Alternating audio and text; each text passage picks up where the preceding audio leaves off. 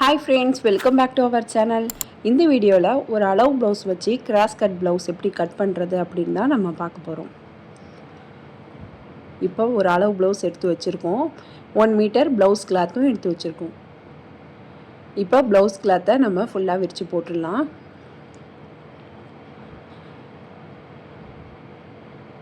ஃபுல்லாக விரித்து போட்டுட்டு அதை அப்படியே ரெண்டாக நம்ம மடிச்சுக்கலாம். விரிச்சு போட்டாச்சு. இதை நம்ம ரெண்டாக மடிச்சுக்கலாம். இப்போ நமக்கு 2 துணியாக வந்துடும்.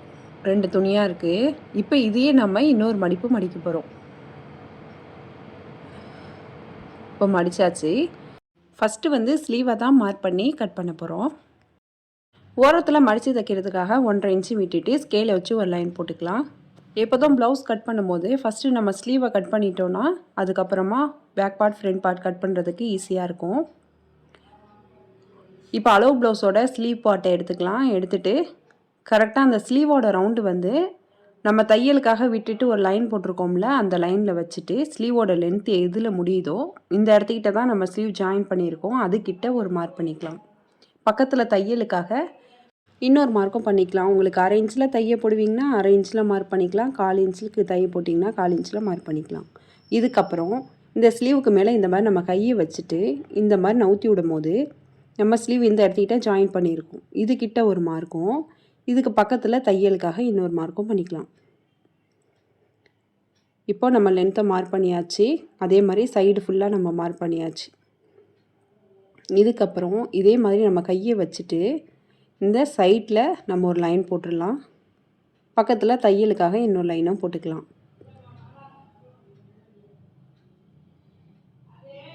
இப்போ ஸ்லீவ் கிட்ட கையை வச்சுட்டு சென்டரில் நம்ம ஒரு மார்க் பண்ணிக்கலாம். இந்த மாதிரி மார்க் பண்ணி நம்ம ஃப்ரீ ஹேண்டாலேயே வரைஞ்சிடலாம். இல்லைனா ஆம் கர்வ் ஸ்கேலை வச்சு நம்ம அழகாக வரைஞ்சிடலாம். இப்போ ஆம் கர்வ் ஸ்கேல் எடுத்திருக்கேன். இந்த மாதிரி 2 பாயிண்ட்டும் கனெக்ட் பண்ணுற மாதிரி நம்ம ஸ்லீவை வரைஞ்சி விட்டுக்கலாம்.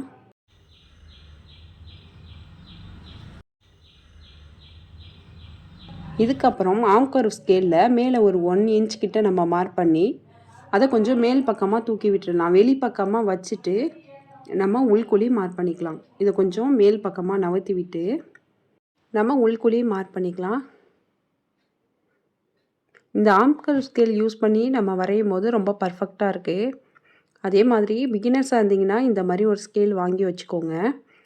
உங்களுக்கு ப்ராடக்டோட லிங்க் டேக் பண்ணுறேன். உங்களுக்கு வேணும்னா நீங்கள் போய் பாருங்கள். இப்போ ஸ்லீவை நம்ம கட் பண்ணி எடுத்துக்கலாம். நீங்கள் இல்லை ஸ்கேல் வேணால் நான் ஃப்ரீ ஹேண்டாலேயே வரைவேன்னு சொன்னிங்கன்னா நீங்கள் ஃப்ரீ ஹேண்டாலேயே ஸ்லீவை வரைஞ்சி கட் பண்ணிக்கலாம். இப்போ ஸ்லீவ் பார்ட்டை நம்ம கட் பண்ணி எடுத்தாச்சு. இதுக்கப்புறம் இந்த எக்ஸஸாக இருக்குல்ல துணி, இதை நம்ம கட் பண்ணி எடுத்துடலாம். இதுக்கப்புறம் நம்ம பேக் பார்ட் கட் பண்ண போகிறோம்.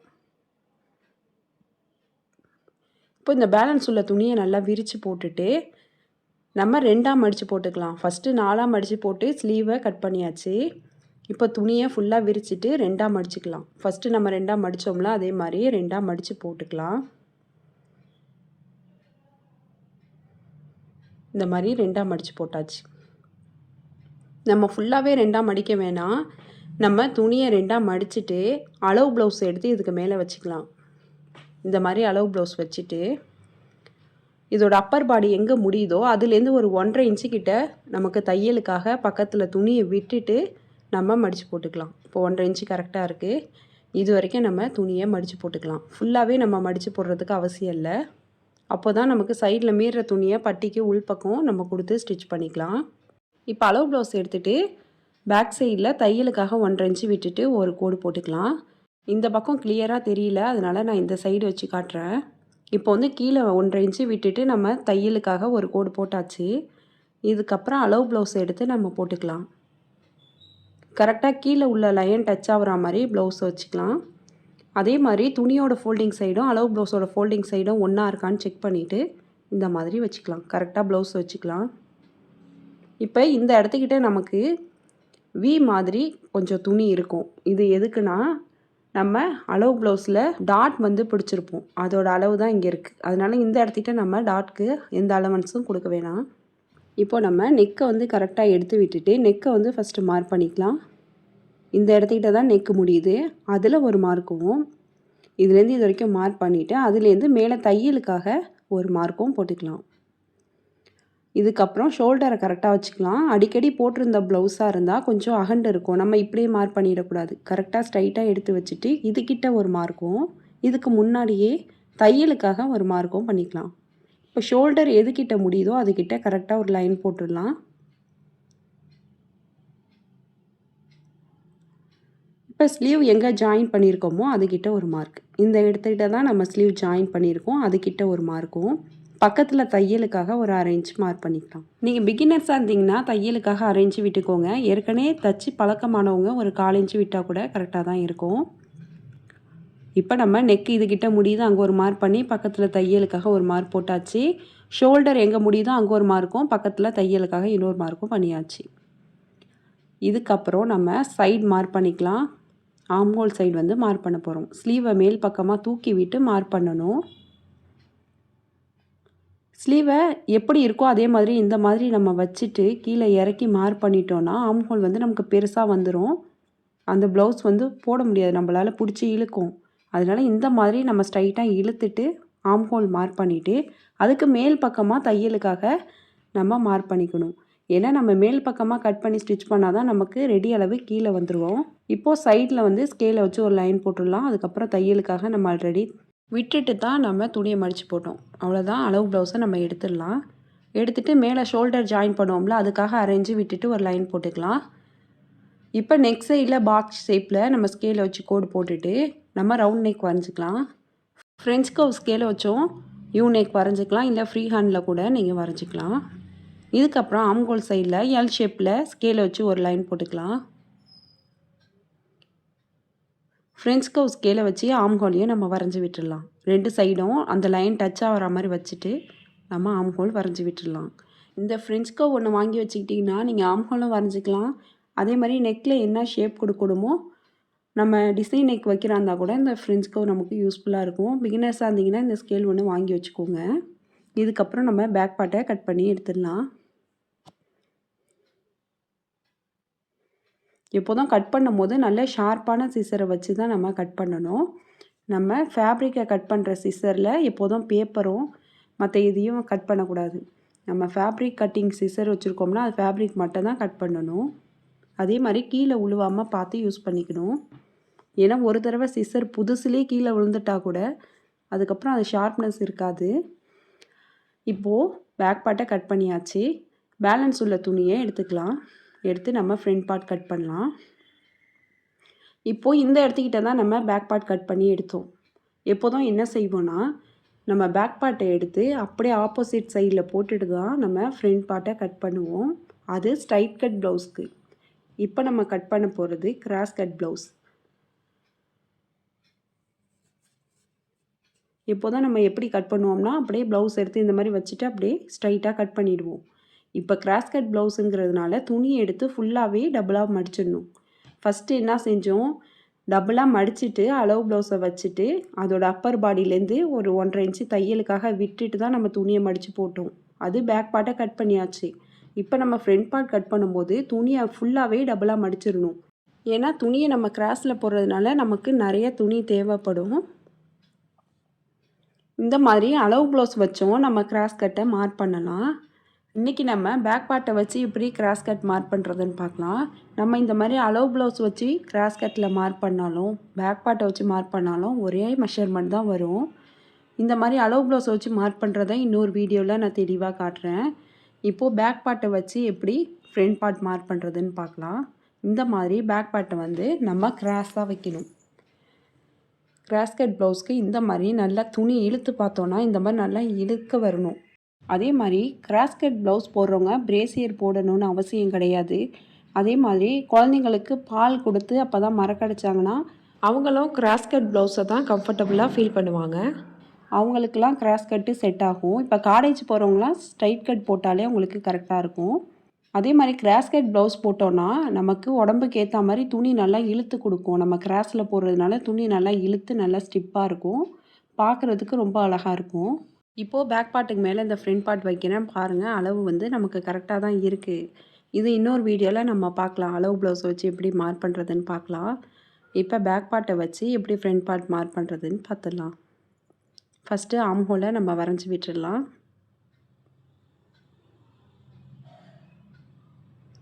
இப்போ ஷோல்டர் எங்கே முடிஞ்சிருக்கோ அந்த இடத்துக்கிட்டையும் கரெக்டாக வரைஞ்சிக்கலாம். இதுக்கப்புறம் நெக்கை மட்டும் நம்ம இப்படி மார்க் பண்ணிக்கலாம். நெக்கோட அகலத்தை மட்டும் மார்க் பண்ணிக்கலாம். நெக்கோட இறக்கத்தை மார்க் பண்ண வேணாம்.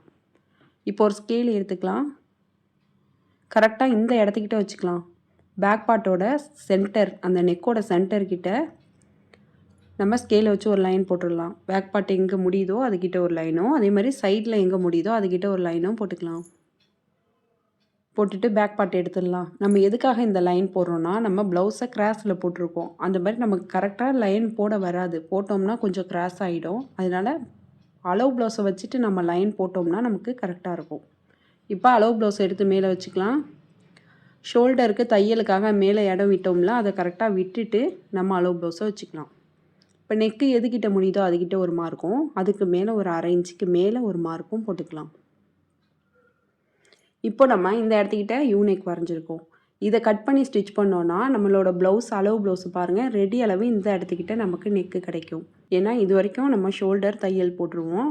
அதே மாதிரி நெக்கு வந்து ரெடி அளவு நமக்கு கரெக்டாக கிடச்சிரும். இதுக்கப்புறம் கொக்கிப்பட்டி சைடு எடுத்துக்கலாம். கரெக்டாக நெக்குலேருந்து பட்டி எங்கே ஜாயின் பண்ணியிருக்கோமோ அது வரைக்கும் ஒரு மார்க். இதுக்கு பக்கத்தில் இங்கே ஒரு டாட் பிடிச்சிருப்போம்ல கொக்கிப்பட்டிக்கிட்ட, அதுக்காக ஒரு 1/2 இன்ச். அதுக்கு கீழே பட்டி நம்ம ஜாயின் பண்ணியிருப்போம். அதுக்காக தையலுக்கு ஒரு 1/2 இன்ச் கீழே மார்க் பண்ணிக்கலாம். இப்போ இந்த சைடு நம்ம மார்க் பண்ணியாச்சா? இதுக்கப்புறம் நம்ம சைடு மார்க் பண்ண போகிறோம். அதுக்கு முன்னாடி அளவு ப்ளவுஸ் எடுத்து நம்ம கரெக்டாக இதுக்கு மேலே போட்டுட்டு நம்மளோட கரெக்டான அப்பர் பாடியை நம்ம மார்க் பண்ணிக்கலாம். ஏன்னா இதில் வந்து தையலுக்காக நம்ம சேர்த்து தான் மார்க் பண்ணியிருக்கோம். அதனால் அப்படியே வச்சாச்சு. இப்போ அளவு ப்ளவுஸை இந்த மாதிரி வச்சுட்டு நம்ம இந்த மாதிரி இழுத்து பார்த்தோன்னா நமக்கு கரெக்டான அப்பர் பாடி கிடச்சிரும். இந்த இடத்துக்கிட்ட தான் நம்மளோட அப்பர் பாடி. இது பக்கத்தில் 1/2 இன்ச்சு தையலுக்காக உள்ளது. இப்போ இதுக்கு நேராக நம்ம ஸ்ட்ரைட்டாக ஒரு லைன் போட்டுடலாம்.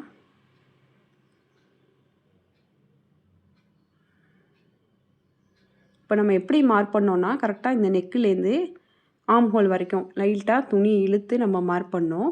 இதுதான் நமக்கு அப்பர் பாடியோட அளவு. இப்போ நம்ம கீழே தையலுக்காக 1/2 இன்ச்சு விட்டு மார்க் பண்ணியாச்சா? இப்போ அதுலேருந்து ஆர்ம் ஹோல்லேருந்து பட்டி எங்கே ஜாயின் பண்ணோமோ அது வரைக்கும், இதுலேருந்து இது வரைக்கும் கீழே வந்து நம்ம மார்க் பண்ணிக்கலாம். இதுக்கு கீழே நம்ம பட்டி ஜாயின் பண்ணுவோம். அதுக்கு ஒரு 1/2 இன்ச்சு. அவ்வளோதான். இப்போ சைட்லேயே நம்ம மார்க் பண்ணியாச்சு.